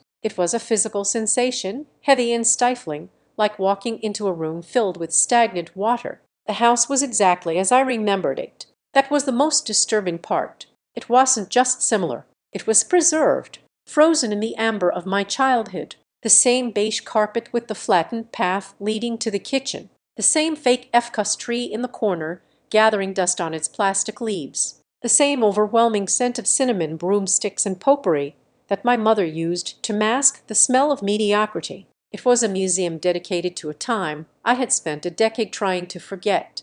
Faith, there you are. My mother, Denise, appeared from the kitchen. She was wearing a festive red sweater with sequins around the collar, her hair coifed into a helmet of blonde perfection. She stopped a few feet away from me, her eyes scanning me from head to toe. She didn't hug me immediately. She assessed me. That is a lovely coat, she said, reaching out to touch the sleeve of my cashmere trench. It feels soft. Is it wool blend? You have to be careful with that fabric. Faith dry cleaning is so expensive these days. I hope you check the care label before you bought it. It is pure cashmere. Mom, I said, keeping my voice neutral, and I can handle the dry cleaning. Well, aren't we fancy? She laughed, a brittle, tinkling sound. She finally leaned in for a hug. It was brief. She patted my back twice. is the universal signal for that is enough and pulled away. You look thin. Are you eating? I bet you are just working all the time on that little computer project of yours. She didn't wait for an answer. She didn't actually want to know if I was eating or if my little computer project had just been acquired for a sum that could buy this entire neighborhood. She pivoted on her heel, her attention already snapping to the living room like a magnetic compass finding true north. Come on in, she beckoned. Logan is just telling us about his new venture. It is incredible, Faith. He is going to revolutionize. Well, he can explain it better. He is so articulate. I followed her into the living room. Logan was standing by the fireplace, one arm resting on the mantel, holding a glass of scotch. He looked like he was posing for a magazine cover that didn't exist. He was wearing a velvet blazer that was trying too hard, paired with jeans that were distressed in a way that cost money but looked cheap. The prodigal sister, Logan announced, raising his glass. Welcome back to the suburbs. Trying not to get any code on the furniture. Hello, Logan, I said. He grinned. It was a smile that didn't reach his eyes. You missed the intro. I was just telling Mom and Dad about Vision Stream. It is my new media consulting firm. We are pivoting to AI-generated content for influencers. The margins are going to be insane. I am talking $10,000 a month in passive income by Q3. I looked at him. I knew for a fact that Vision Stream was not a registered entity. I knew this because my forensic accountant Marcus had run a full background check on him. I knew that Logan had been unemployed for 8 months. I knew that the scotch he was drinking was likely paid for with the credit card my mother was secretly paying off. Sounds fascinating, I said. Do you have clients? Logan's smile tightened at the edges. We are in the seed phase. Faith, you don't just get clients. You build the brand architecture first. You wouldn't understand. Your app is what? A utility. This is media. This is high level. Right. I said high level. Dad was sitting in his recliner looking smaller than I remembered. He offered me a weak smile. Hi, honey. Good trip. It was fine, Dad. Easy drive. That is good, he said, and then his eyes drifted back to the television, which was muted but flickering with football highlights. He had checked out of this conversation 20 years ago. Faith, don't just stand there. Mom bustled in, holding a tray of appetizers. Come into the kitchen. I need help peeling the potatoes. You know how to do it just right. Logan hates getting his hands sticky. There it was. The assignment of roles in the script of the Stewart family. Logan was the star. Dad was the audience. Mom was the director. And I was the stage hand. I was expected to go into the kitchen, put on an apron, and silently facilitate the comfort of the others. I felt a flash of irritation, sharp and hot. But then I remembered Dr. Aris. Be a scientist. Observe. I actually need to wash up first, I said smoothly. I will be out in a minute. I didn't go to the kitchen. I went to the guest bathroom. I stood in front of the mirror and took a deep breath. I was not going to peel potatoes. I was not going to scrub pans. I was a guest. I had booked a hotel room. I had drawn a line in the sand, even if they couldn't see it yet. When I came out, I walked past the kitchen. Faith, Mom called out. The peeler is in the drawer. I think I will sit with Dad for a bit. I called back, my voice cheerful and deaf to her command. I haven't seen him in a year. I walked into the living room and sat on the sofa. From the kitchen, I heard the sharp clatter of a metal bowl being set down hard. Mom was annoyed. Good. I watched Logan. He was pacing the room, checking his phone, looking important. So, he said, looking down at me, still living in that shoebox in Omaha. I am still in Omaha, I said, and the car still driving that Honda. It gets me from point A to point B. He chuckled, shaking his head. God, you have no imagination. Faith, you make a little money and you just sit on it. If I had your stability, I would be leveraging it. I would be in crypto. I would be flipping real estate. Is that what you're doing with a loan from Mom? I asked. The room went very quiet. Logan froze. His eyes darted to the kitchen to make sure Mom hadn't heard. But loan? I don't know what you're talking about. Mom helps out with logistics sometimes, but I'm fully independent. Of course, I said, my mistake. I watched his heart rate visibly increase. He took a large gulp of scotch. I had fired a warning shot, a small one, just to see if he would flinch. He flinched. Mom came in with the wine bottle. She went straight to Logan. "Here you go, sweetheart. A nice Cabernet. It breathes well." She poured him a generous glass. She poured Dad a glass. Then she looked at me. "Oh, Faith, I didn't grab a glass for you. There are some tumblers in the cabinet if you want water or there is juice." "I am fine," I said. She sat down next to Logan, arranging her skirt. She looked at him with that hungry, desperate adoration. "Tell your sister about the meeting you had with that producer in L.A., the one who did the car commercial." "It wasn't just a car commercial, Mom," Logan corrected her, annoyed. "He did a Super Bowl spot 3 years ago. And yeah, we grabbed coffee. He loved my energy. He said I have screen presence." "See," Mom beamed at me. "Screen presence. Logan is going to be famous. Faith, you should be taking notes. Maybe he can help you market your app. What is it called again?" "Habit. Pulse. Habit." I said, "Right, whatever. Logan could probably design a better logo for you. He has such an eye for aesthetics." I took a sip of nothing, just swallowing the air in the room. "We actually have a design team. We are doing okay." "A team?" Logan scoffed. "You mean those 2 kids you hired?" "Please, Faith, you are playing store. Real business is about connections. It is about who you know. I am building a network." "Network doesn't pay the mortgage," I said. "Faith," Mom snapped. "Don't be negative. Why do you always have to bring the mood down?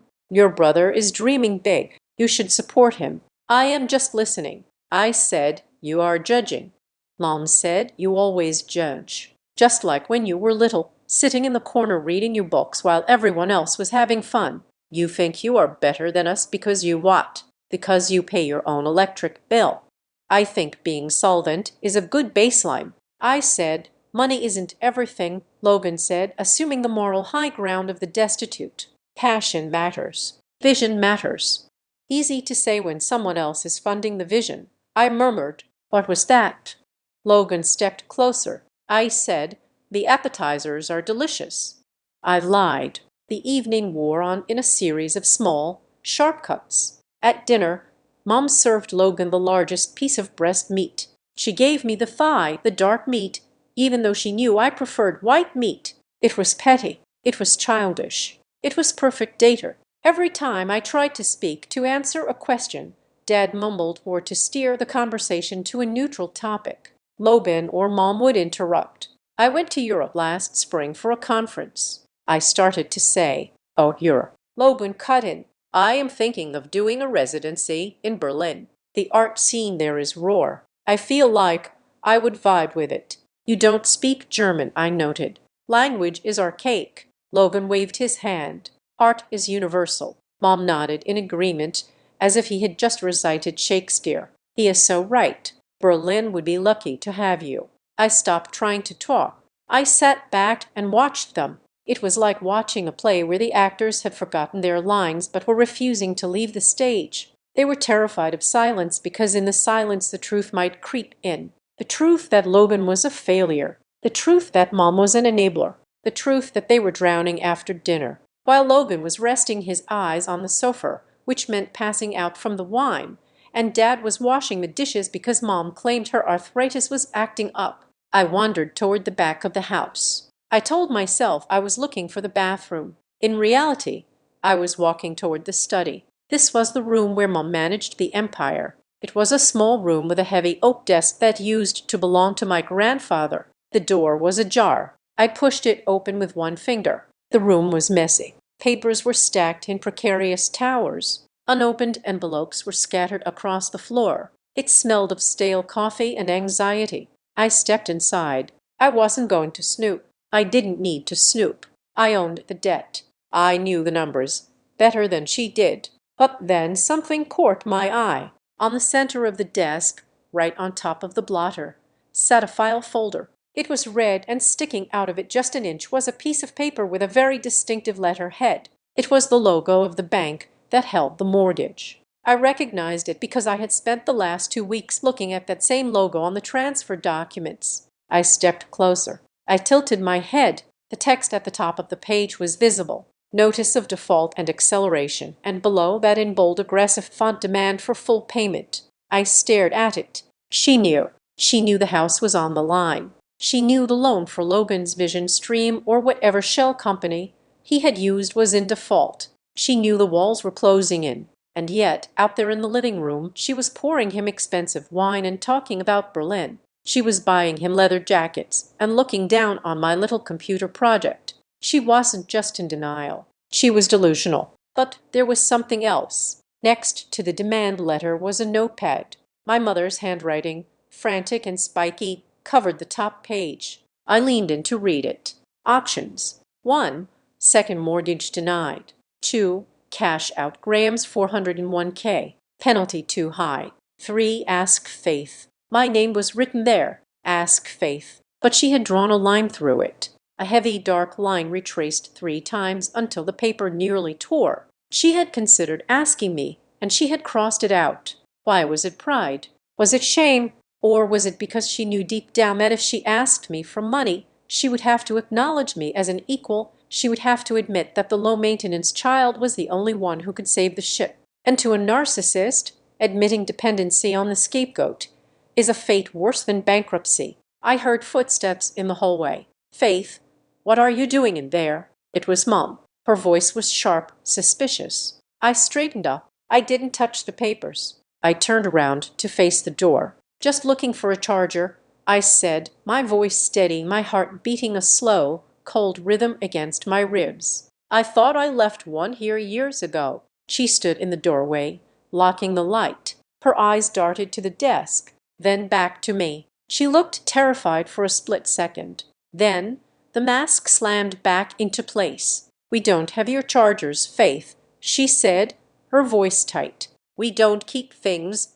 that don't belong to us. Come back to the living room. Logan is waking up. He wants to open presents. Coming, I said. I walked past her. I brushed against her arm. She felt frail. I knew the secret on the desk. She didn't know the secret in my pocket. She had crossed my name out, but she didn't realize that I had already bought the paper she was writing on. I walked back into the light of the Christmas tree, where my brother was waiting to receive gifts he hadn't earned in a house he had already lost. The dinner table was set like a stage for a play I had seen 1,000 times. The good silver was out, gleaming under the chandelier that my mother insisted on dimming to create ambience, though it mostly just made it hard to see the dryness of the turkey. I sat in my usual spot. It wasn't officially assigned, but gravity always pulled me there. The chair nearest the kitchen door, the seat with the wobbly leg, the place for the person who is expected to clear the plates.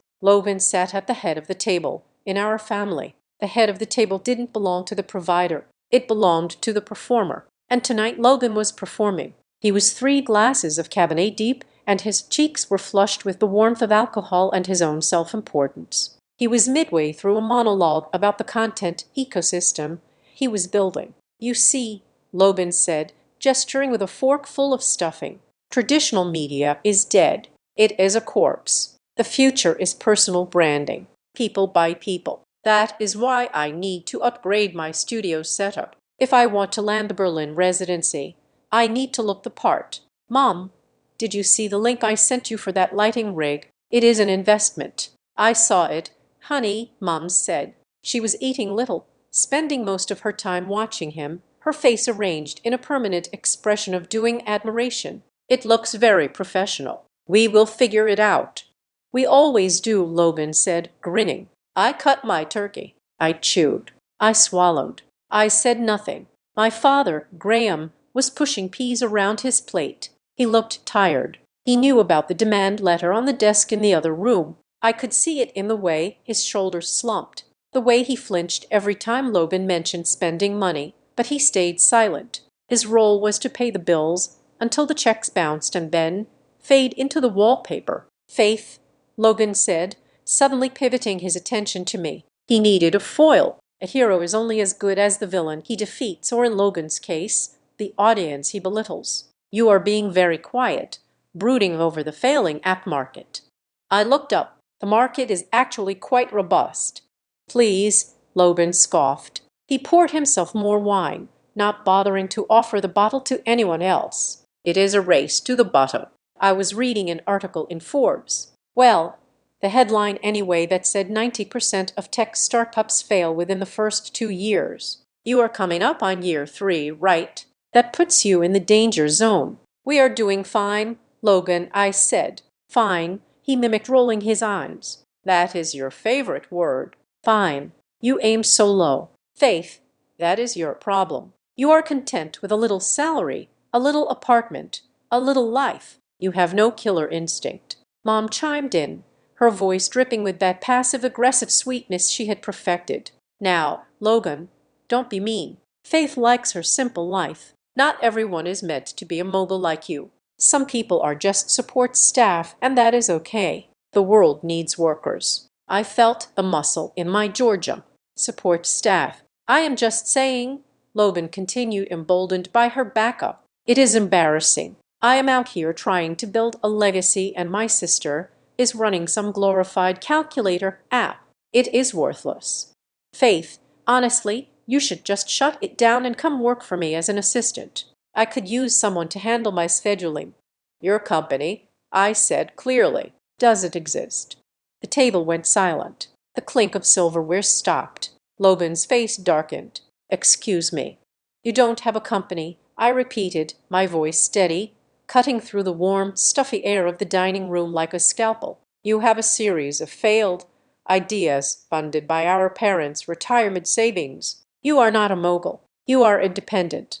Faith, Mom slammed her hand on the table. That is enough. Apologize to your brother. He is under a lot of pressure. He is unemployed, I said. I am an entrepreneur, Logan shouted, spit flying from his lips. And what are you? You are a nobody. You are driving a rental car because your own car is probably broken down. Your company is garbage. It is worthless. He leaned over the table, his eyes full of malice. Admit it, he sneered. You are broke. You came home because you failed. I looked at him. I looked at the vein throbbing in his forehead. I looked at my mother, who was glaring at me with pure hatred for daring to puncture the bubble of her golden boy. I placed my fork down. I picked up my napkin and dabbed the corners of my mouth. I didn't fail, I said. Logan spat. And I don't have the company anymore, I continued. Logan threw his head back and laughed. It was a harsh barking sound. I knew it. You folded. You went under. Oh, this is rich. After all that high and mighty attitude, you went bankrupt. I didn't go bankrupt, I said. I sold it. The laughter stopped abruptly. Logan squinted at me. You sold it? Yes. For what? He smirked, trying to regain his footing. Did some local gym buy you out? What did you get? 50 grand, enough to pay off your student loans? I looked him in the eye. I didn't blink. $150 million. The words hummed in the air. They didn't sound like money. They sounded like a physical blow for a second. Nobody moved. The grandfather clock in the hall ticked loudly. Tick-torque. Tick-torque. Then Logan let out a nervous, high-pitched giggle. Okay, good joke. You are delusional. Check the news, I said. Logan stared at me. He saw the stillness in my face. He saw the lack of humor. His hand went to his pocket. He pulled out his phone. His fingers were trembling as he unlocked it. Summit Wellings, I said, providing the search term. Acquisition. Faith Stewart. I watched him type. I watched the blue light of the screen illuminate his face. I saw the exact moment the search results loaded. His eyes widened. His jaw went slack. The color drained from his face, so fast it looked like the blood had been sucked out of him by a vacuum. He went from flushed red to a sickly pasty gray. No, he whispered. No way, he scrolled. He tapped a link. He read. What? Mom asked, her voice shrill. What is it, Logan? What does it say? Logan looked up. He looked at me, and for the first time in his life, he didn't look at me with contempt. He looked at me with fear, pure, unadulterated fear. It is real, he croaked. CNN Business, TechCrunch, The Wall Street Journal, Health Tech, Unicorn Pulse Habit, acquire for $150 million in all-cash deal. Mom dropped her fork. It hit the china plate with a violent crack. She turned to me. Her mouth opened and closed like a fish on a dock. She looked at my plain black sweater. She looked at my face, which was devoid of any emotion. 150 million, she whispered after taxes and payouts to my staff. It is a little less, I said casually. But yes, the wire cleared yesterday. I watched the wheels turn in her head. I watched the shock recede, replaced instantly by something much uglier. She didn't smile. She didn't congratulate me. She didn't reach out to touch my hand in pride. Her face twisted into a mask of betrayal. Why didn't you tell us? She demanded. Her voice rose to a shriek. How could you keep this from us? We are your family faith. How could you be so selfish? I didn't hide it, I said. You never asked. You asked about the weather. You asked if I was eating. You never asked about the business. I asked. She lied. I always ask. Oh my God. 150 million. She stood up. She walked around the table toward me. She wasn't coming to hug me. She was coming to claim me. She was coming to stake her territory. Hey, baby, she said, her voice suddenly changing, dropping into that wheedling, manipulative tone she used when she wanted Dad to sign a check. This is a miracle. Do you know what this means? She reached for my shoulder. I shifted in my chair, avoiding her touch. It means I am unemployed, I said dryly. It means you can save us, she said. She didn't even try to hide it. The words just fell out of her mouth, wet and desperate. Family is family. Okay. We stick together. We share everything. She looked at Logan, who was still staring at his phone as if it were a bomb. You can help your brother, she said, her eyes shining with greed. Faith, his debt, the house, the business. You can wipe it all clean. It would be nothing to you. A drop in the bucket. You can set him up properly. He needs a real studio. He needs capital. I stared at her. It was breathtaking, the speed of it. Not 30 seconds ago, I was support staff. I was worthless. Now I was the savior. But I wasn't a person to her. I was an ATM that had finally dispensed cash. Help him, I asked quietly. Yes, of course, Mom beamed, seemingly oblivious to the ice in my voice. He is your brother. He has so much potential. Faith, he just needs a break, and you have been so lucky. It is only fair. Lucky. I stood up. The chair scraped loudly against the floor. I wasn't lucky, I said. I was working while Logan was having pony parties. I was studying while you were buying him cars. I was taking the bus while you were refinancing this house to pay for his fake companies. I was eating ramen and coding until my eyes bled. That is not true, Mom protested, clutching her pearls. We treated you exactly the same. You didn't buy me a winter coat until I was 14. I said I walked to school in a windbreaker. Do you remember that? No, you don't. Because you were too busy driving Logan to hockey. Aye, she stammered. You spent $200,000 on his college tuition for a degree he never finished, I said, reciting the numbers from the forensic accountant's report. You gave him $40,000 for the failed record label, $60,000 for the crypto investment that went to zero, and now you have put this house up as collateral for a loan he has already defaulted on. Mom went pale. How do you know that? I know everything, I said. I know about the demand letter on your desk. I know you are drowning. Logan stood up, his face red again. You hacked us. You invaded our privacy. You think just because you have money, you can judge us. I am not judging you, Logan. I said, I am tallying the receipts. Faith, please, Dad said, speaking for the first time. His voice was trembling. Let's just sit down. Let's talk about this. There is nothing to talk about, I said. I looked at Mom. She was crying now, but they were tears of remorse. They were tears of a cornered animal. But we are family, she sobbed. I am your mother. Doesn't that mean anything to you? Doesn't my love mean anything?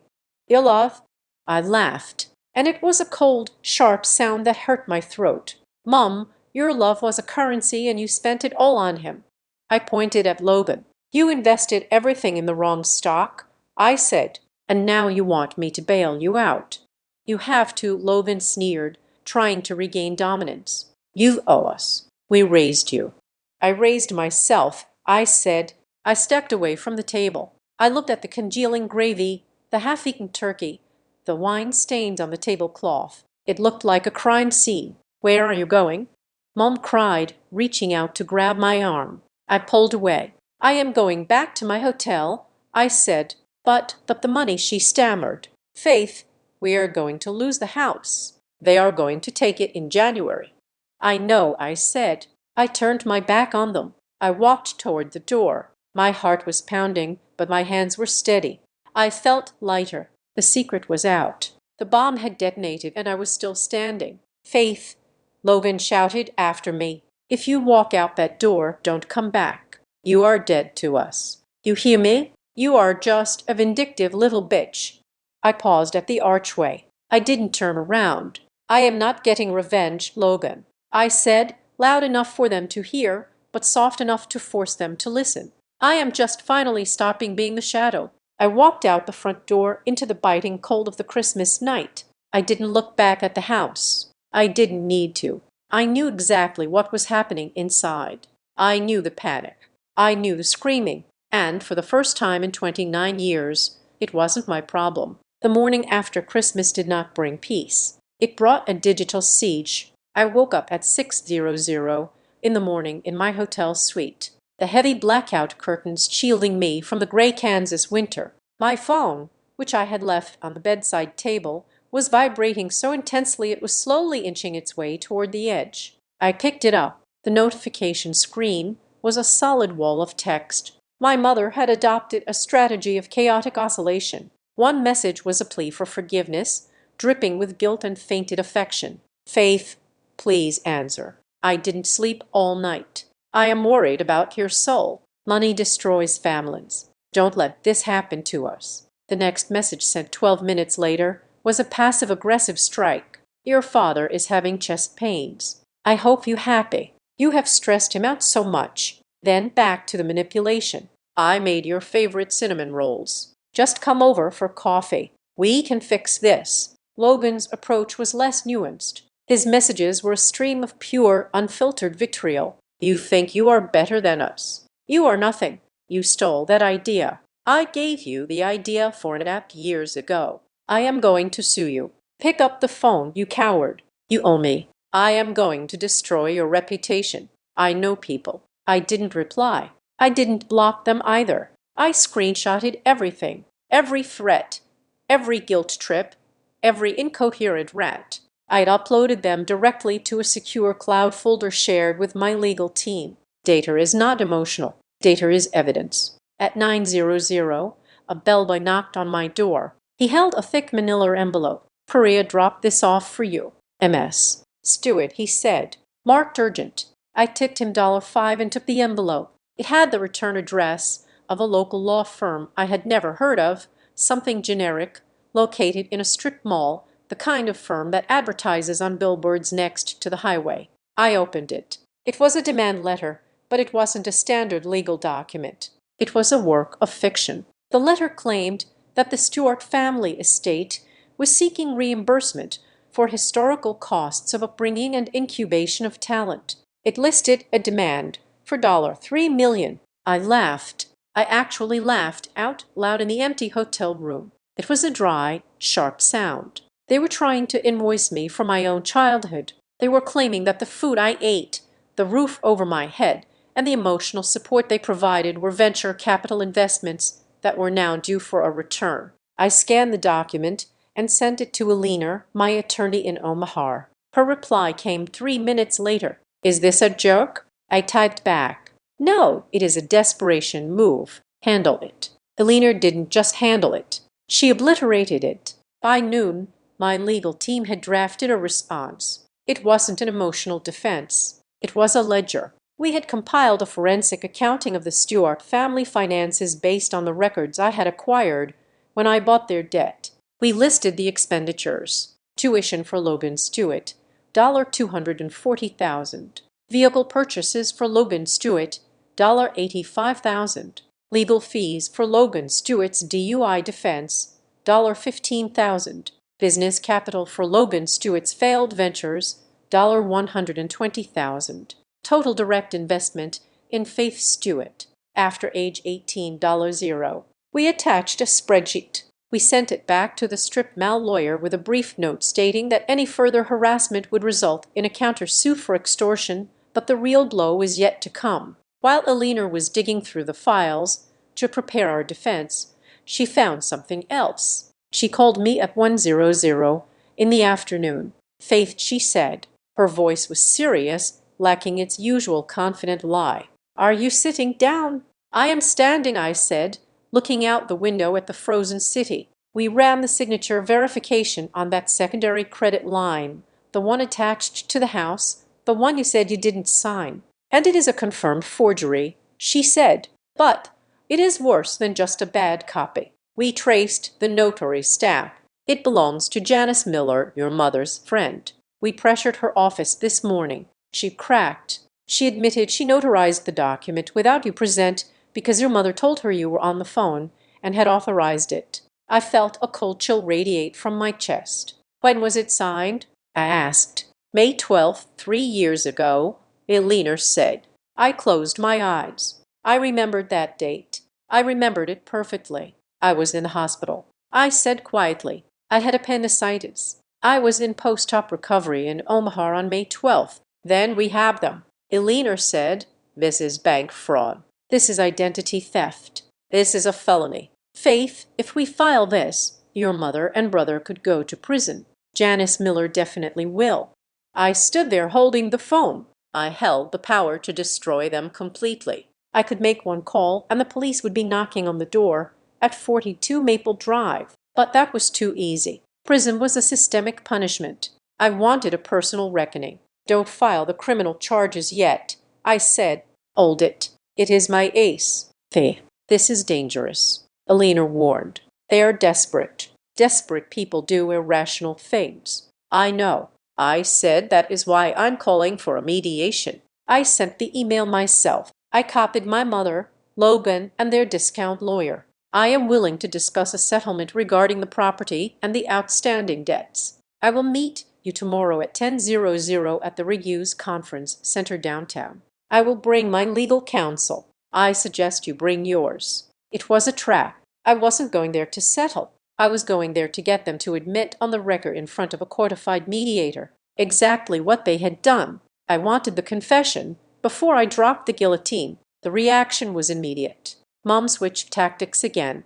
She stopped texting me and started posting on Facebook. She wrote long, vague posts about ungrateful children and the pain of a mother's heart. She didn't name me, but she tagged half the neighborhood. She claimed she was sick. She claimed the stress was killing her. She was building a narrative where she was the martyr, and I was the villain who had abandoned them the moment I got rich. Logan went lower. He started calling our extended family. My cousin, a girl I hadn't spoken to in 5 years, texted me. Is it true you're suing your own mom? Logan says, you're trying to evict them just because you can. He was poisoning the well. He was trying to isolate me, to shame me into submission. He thought that if he made me look like a monster, I would pay him just to make it stop. He didn't understand that I had no reputation to lose in this family. I was already the ghost. You can't kill a ghost. I stayed in the hotel room for the rest of the day working. I had a company to run.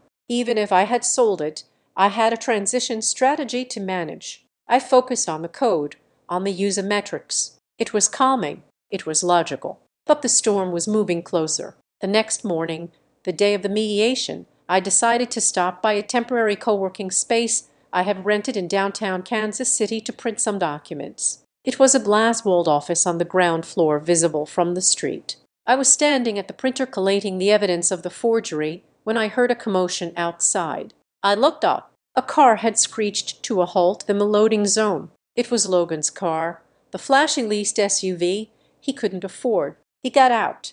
He wasn't wearing his mobile suit today. He was wearing a disheveled hoodie, and his eyes were wild. He looked like a man who hadn't slept in 48 hours. He saw me through the glass. He didn't buzz the intercom. He didn't call. He stormed toward the door and started pounding on the glass. Faith, he screamed. The sound was muffled by the double-pane window, but the rage was audible. Come out here, you coward. Come out here and face me. People in the coffee shop next door stopped drinking. Pedestrians froze. I stood perfectly still. I didn't approach the door. I just watched him. You think you can buy us? He yelled, kicking the glass. You think you are better than me? I am the genius. I am the one with the vision. You are just a code monkey. Open the door. He was unraveling. The facade of the cool, successful entrepreneur had cracked wide open, revealing the terrified, spoiled child underneath. I saw a young woman at the bus stop pull out her phone. She started recording. Then a guy in the coffee shop held up his phone. Logan didn't notice. He was too busy screaming, "You owe me $3 million." He shrieked, his voice cracking. "Mom said you would pay. She said you always do what you are told. Give me my money. Give me my money. Not help the family. Not save the house. My money." I looked at him and I felt a wave of pity. It wasn't the warm kind of pity. It was the cold, distant pity you feel for a bug that keeps flying into a window pane. He truly believed he was entitled to my life. He truly believed that my labor was his property. I picked up my phone. I didn't call the police. I called the security desk of the building. "There is a man causing a disturbance at the front entrance," I said calmly. "Please remove him." 2 minutes later, 2 uniformed guards appeared. They grabbed Logan by the arms. He thrashed. He spat. "Get off me. Do you know who I am? My sister is inside. She is stealing from me. Fee, don't you dare walk away." I turned my back. I walked back to the printer. I picked up the stack of papers. The top sheet was the affidavit from the notary confirming the forgery behind me. The screaming faded as they dragged him away, but the damage was done not to me but to him. I checked Twitter 10 minutes later. The video was already up. Title: Crazy Guy Attacks Tech CEO in Downtown KC. Public Freakout Entitlement.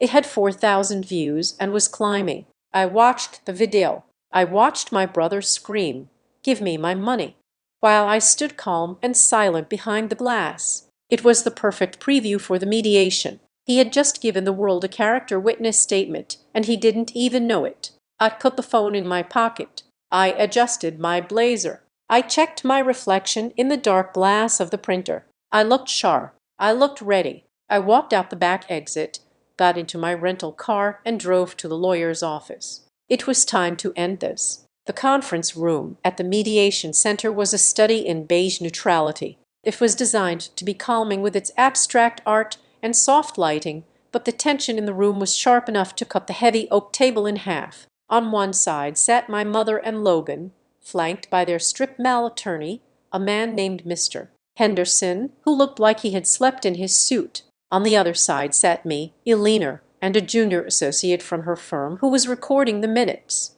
At the head of the table sat the mediator, a retired judge with a face carved from granite and eyes that had seen every variation of human greed. Denise was dressed in black, as if she were attending a funeral. She was weeping into a tissue before the session had even officially begun. It was a performance, a preemptive strike to garner sympathy. She looked frail, small, and utterly victimized. Logan, by contrast, was vibrating with aggressive energy. He was tapping a pen against the table, his leg bouncing up and down. He wouldn't look at me. He stared at the wall, muttering to his lawyer. "Let us begin," the mediator said, his voice growling. "We are here to discuss the claims made by the Stewart family regarding the estate and the counterclaims regarding financial impropriety.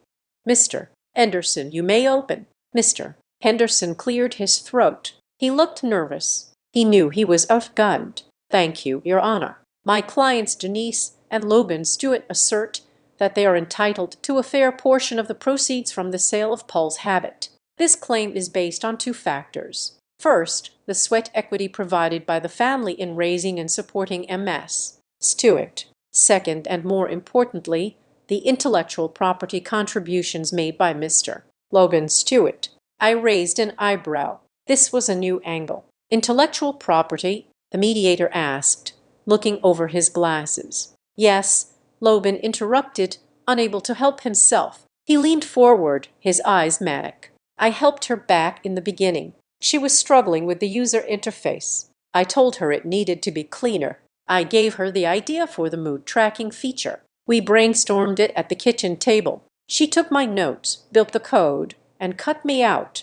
I sat perfectly still. It was a lie so bold it was almost impressive. Logan hadn't been at a kitchen table with me since I was 10. He had never seen the code. He had never even downloaded the app. until yesterday. Do you have any documentation of this collaboration? The mediator asked. Emails, sketches, text messages. It was verbal, Logan snapped. We are family. We didn't sign NDAs at dinner. I trusted her and she stole my billion-dollar idea. MS. Stewart. The mediator turned to me. I didn't speak. I simply nodded to Elena. Elena opened a thick binder. The sound of the ring snapping open was loud in the quiet room. We have the Git logs, Elena said, her voice cool and professional. These are the digital records of every line of code written for Pulse Habit. They show the exact time, date, and author of every feature implementation. The mood tracking feature was coded by Faith Stewart and her lead developer Leo during a hackathon in Omaha 2 years ago. At that time, according to social media records, Mr. Logan Stewart was at a music festival in Coachella. She slid a paper across the table. It was a screenshot of Logan's Instagram from that weekend holding a beer, captioned, "Living my best wife." Unless he was coding telepathically from a desert rave, Elena said dryly. This claim is factually impossible. Logan's face turned a deep blotchy red. That is technicalities. I gave her the vision. Let us move on to the financial claims. The mediator said, clearly unimpressed. The family is asking for $3 million in restitution. We are also asking, Mr. Henderson added, sweating slightly, that MS. Stewart assumed full responsibility for the outstanding mortgage on the family home and the business loan for LS Media Group totaling $450,000. The family contends that MS. Stewart verbally agreed to backstop these loans. I see, the mediator said. He looked at me. MS. Stewart, did you agree to this? No, I said. She is lying. Denise sobbed, looking up from her tissue. She told me on the phone. She said, Mom, do whatever you need to do. I have your back. She gave me permission. She knows how much we struggled to help her through college. I looked at my mother. I looked at the tears streaming down her face. They were real tears, but they were born of fear, not sadness. She was terrified of the truth coming out.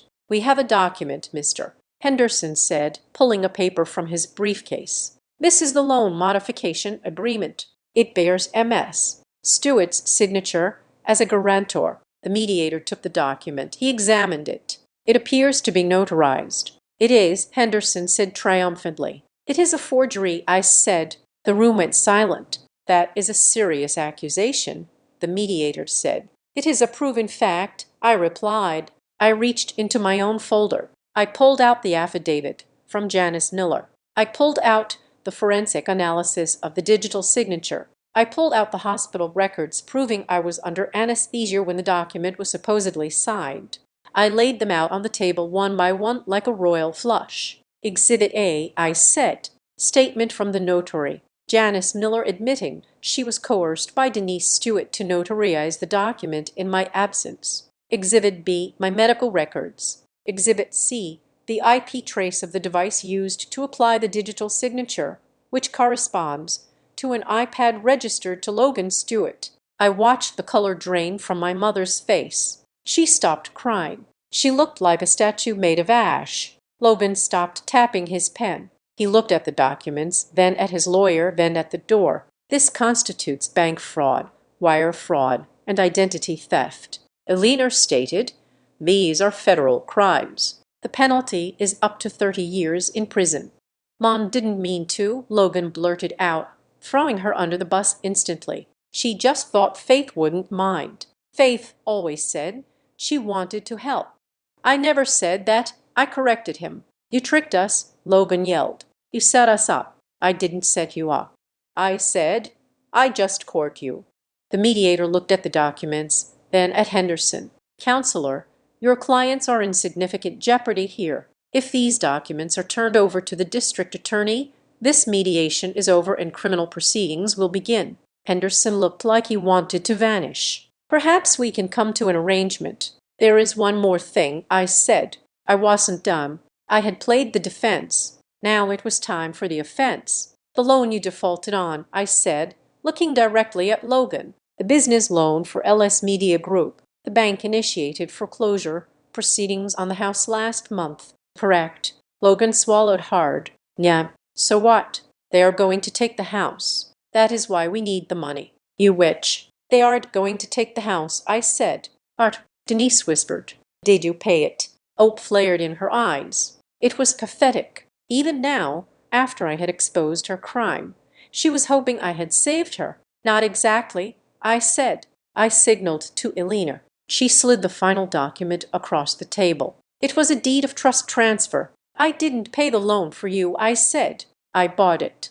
I leaned forward. I am the sole owner of Hollow Creek, LC. That is the entity that purchased your distress debt from the bank 3 days ago. I own the mortgage on the house. I own the note on Loban's business loan. I am not your sister right now. Loban, I am not your daughter. Mom, I am your creditor. The silence that followed was absolute. It was the silence of a vacuum where no air existed. My mother looked at the document. She looked at the name Hollow Creek, LC. She looked at me, and she realized the absolute power shift that had just occurred. I held the roof over their heads. I held their freedom from prosecution. I held their entire existence in my hands. You own the house, she whispered. I do, I said. Which brings us to the resolution. I placed 2 sheets of paper on the table. Option A, I said. You sign this document. It is a full confession of the forgery signed by both of you. It is a release of all claims against me and my company. In exchange, I will refrain from filing the criminal charges. I will allow you to continue living in the house, provided you pay rent, market rate, $1,800 a month. Logan, you will get a job, a real job, and you will pay me back the business loan in monthly installments. If you miss a payment, I evict you. If you slander me again, I file the criminal charges. I pointed to the second paper. Option B, I said. You refuse. I walk out of here. I hand the forgery evidence to the FBI. I foreclose on the house immediately. You will be homeless and likely facing indictment before the end of the week. I sat back. Choose. Logan looked at the papers. He looked at me with pure, unadulterated hatred. But it was the hatred of the defeated. He knew he had no leverage. He knew I had outplayed him. You can't do this, he hissed. I am your brother. That is the only reason you aren't in handcuffs right now, I said. Why are you doing this? He shouted, slamming his fist on the table. Why do you hate us? You have everything. You have millions. Why couldn't you just let us use your name? You wouldn't even have noticed the debt. You can handle it. You have always been able to handle it. There it was, the confession. Because I can handle it, I repeated slowly. That was your justification. Because I was strong enough to survive your neglect. You thought you were entitled to add to the weight. We needed it. Loban screamed. I needed it. I am special.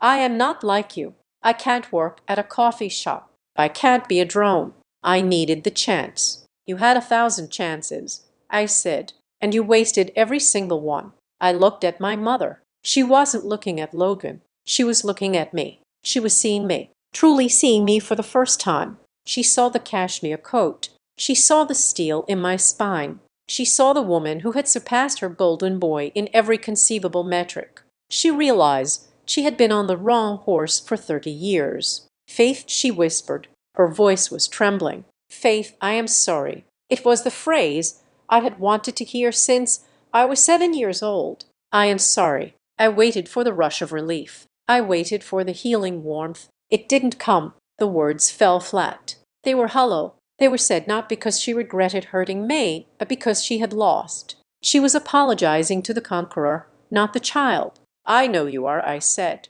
But it is too late. Please, she begged, reaching across the table. Don't make us pay rent. Don't humiliate us like this. We are family. Sign the papers, I said. She looked at the mediator. He looked away. She looked at her lawyer. He nodded, defeated. With a shaking hand, Denise picked up the pen. She signed the confession. She signed the rental agreement.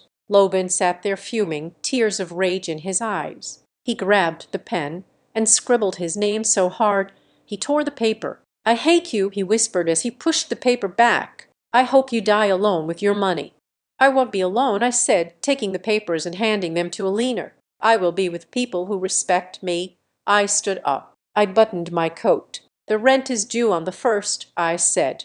You can mail the check to the P.O. box listed in the agreement. Do not contact me personally. All communication goes through my lawyer. I looked at them one last time. The golden boy slumped and broken. The mother, aged 10 years and 10 minutes, stripped of her delusions. I didn't feel triumph. I felt lightness. I turned and walked out of the conference room. I walked through the lobby, past the security guard, and pushed open the heavy glass doors. The winter air hit me like a slap, cold and bracing. It was snowing again. The flakes were large and soft, covering the dirty city streets in a layer of clean white. I took a deep breath. The air tasted sharp. It tasted like freedom. For 20 years, I had been carrying a heavy wet wool coat that didn't fit me. I had been carrying their expectations, their failures, their indifference. I had walked with my head down, hoping they would notice how well I carried the burden. Today I had taken it off. I had left it on the conference table. I was cold, but it was a good cold. It was the cold of being alive. I walked to my car, got in, and started the engine. I didn't drive toward the highway. I drove toward the airport. I had a flight to catch. I had a team in Omaha waiting for me. I had a life to build, a life that belonged entirely, unequivocally to me. As I merged onto the freeway, leaving the skyline of Kansas City behind in the rearview mirror, I realized that the revenge wasn't the money. It wasn't the debt. It wasn't the legal victory. The revenge was that I was going to be happy, and they were going to have to watch it from a distance in a house they no longer owned. If you are the child who will be fine, the one they never worry about because you are too strong to break, ask yourself this. When will you stop waiting for them to see you and start seeing yourself? Thank you so much for listening to my story. I would love to know where you are tuning in from today. Are you listening on your commute, at the gym, or maybe while working on your own empire? Let me know in the comments below, and please subscribe to Azad Revenge Stories. Like this video and hit that button so we can share more stories of justice and resilience with the world. Thanks again.